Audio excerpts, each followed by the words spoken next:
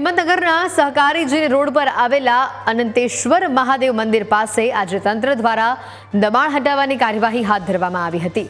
પાલિકાની team police બંદોબસ્ત સાથે સ્થળ ઉપર પહોંચી હતી।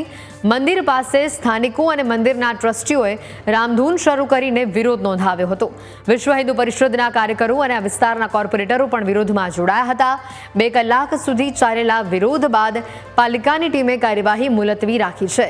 મંદિર ટ્રસ્ટના પ્રમુખ ડીએન સુથારે આક્ષેપ કર્યા હતા કે પાલિકાએ કોઈ નોટિસ આપ્યા વગર કાર્યવાહી શરૂ કરી હતી। તેમણે જણાવ્યું કે આ મામલે કોર્ટમાં કેસ પણ ચાલી રહ્યો છે। નગરપાલિકાના ચીફ ઓફિસર પ્રમુખશ્રી એવું કહેવાય છે કે અમને મુખ્યમંત્રીશ્રીનું પ્રેશર છે માટે અમે આવીએ છીએ। તો એ મુખ્યમંત્રીશ્રીના કોઈ લેટર ઉપર અમને કોઈ જવાબ આપેલો નથી। ખોટું મુખ્યમંત્રીશ્રીને નગરપાલિકા બદનામ કરે છે। અને આ જે અરજી કરેલી છે અશોક રમણલાલ શાહ, એ અશોક રમણલાલ શાહ પણ એવું કહે છે કે મુખ્યમંત્રીશ્રી અને અમે બંને ક્લાસમેટ હતા। આવું નગરપાલિકા પણ કહે છે।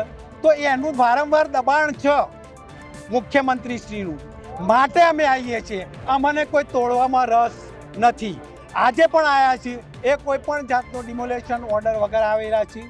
અનંતેશ્વર મહાદેવ મંદિરનું નામ છે, મંદિરનું કોઈ દબાણ નથી। એક દિવાલ છે, એ દિવાલ દૂર કરવાની છે અને એમાં આ પ્રકારના દબાણને અગાઉ નોટિસો આપેલી છે, એટલે ફરીથી સ્પેશિયલી કોઈ જાણ કરવાની જરૂર હોતી નથી।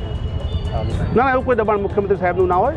સરકારમાં જે નિયમ મુજબ કાર્યવાહી ચાલતી હોય એ કાર્યવાહીના ભાગરૂપે જ આ દબાણ દૂર કરવાની આ છેલ્લા 1.5 વર્ષથી ચાલે છે, પરંતુ વારંવાર રહીશોના વિરોધના લીધે દબાણ દૂર થઈ શક્યું નથી। કે હિંમતનગર શહેરમાં સરકારજી ટીપી રોડ ઉપર અનંતેશ્વર મહાદેવ મંદિર આવેલું છે, જે મોટું આસ્થાનું પ્રતીક છે। હિન્દુ ધર્મ પ્રેમીઓ ખૂબ જ સંખ્યામાં રોજ દર્શન કરવા આવે છે।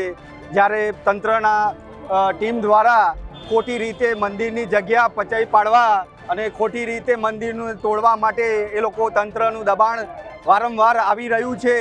જ્યારે કલેક્ટર સાહેબની હુકમ ના હોવા છતાં પણ ખોટી રીતે આ લોકો દબાણ હટાવી રહ્યા છે।